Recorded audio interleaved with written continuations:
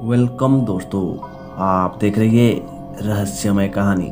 मैं दीपक कुमार आपको स्वागत करता हूं आज की कहानी में। तो दोस्तों, आज की कहानी का शीर्षक है श्रीनगर हाईवे। तो चलिए बढ़ते हैं आज की कहानी की ओर।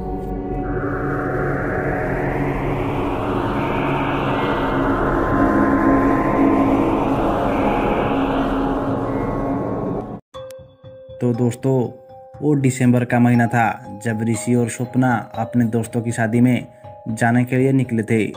अगले 20 मिनटों में उनका कार श्रीनगर हाईवे पर पहुंची, जहां से ऋषि ने अपनी गाड़ी रफ्तार तेज कर दी। अब ऋषि और स्वप्ना श्रीनगर हाईवे पर क्रॉस कर ही रहे थे।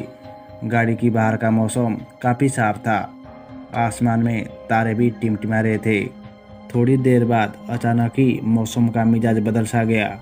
बहुत तेज हवा भी चलने लगी और देखते ही देखते तेज हवा ने तूफान की रूप धारण कर लिया। ऐसी स्थिति में ड्राइविंग करना बिल्कुल भी ठीक नहीं था। लिहाजा ऋषि ने अपनी गाड़ी वहीं हाईवे के साइड में लगा दी और तूफान की थमने का वेट करने लगा। लगभग अगले 20 से 25 मिनट के बाद मौसम सामान्य हो गया।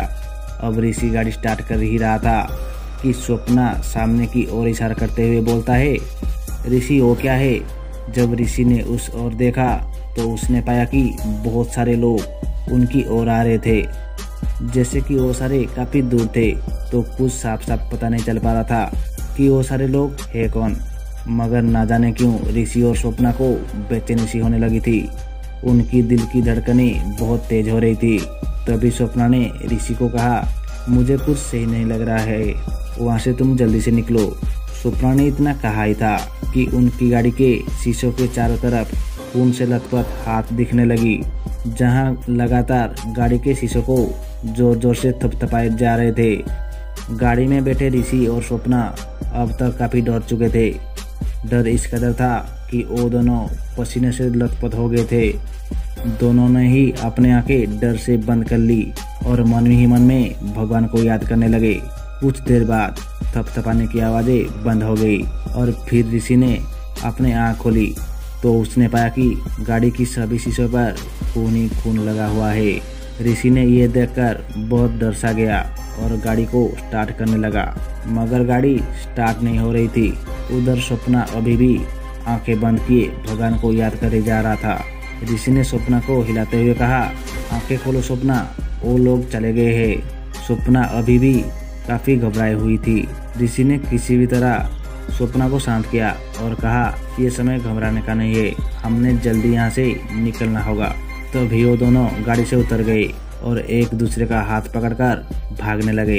अभी वो दोनों कुछ दूर भागे ही थे कि ऋषि को लगा कि स्वप्ना उसके साथ नहीं भाग रही है। तभी ऋषि चीखते हुए सड़क के किनारे गिर जाता है। दरअसल जब ऋषि ने स्वप्ना की ओर देखा तो पाया कि वो स्वप्ना के हाथ के साथ भागे जा रहा था, जबकि स्वप्ना पीछे हाईवे के बीचों बीच खड़ी थी। अब ऋषि ऐसी अवस्था में पहुंच चुका था जहां से उसका अपनी आत्मरक्षा में कुछ सोच पाना मुमकिन नहीं था। अचानक ही तेज चीखों से ऋषि के कानों से खून निकलने लगा। अब ऋषि के सामने अंधेरा भी छाने लगा था कि तभी एक तेज रफ्तार में आती ट्रक स्वप्ना को कुचलकर चली गई। ये वो आखिर भयानक दृश्य था जो ऋषि ने अपने आंख बंद हुए देखा था। उसके बाद जब ऋषि की आंख खुली तो वो किसी हॉस्पिटल में था।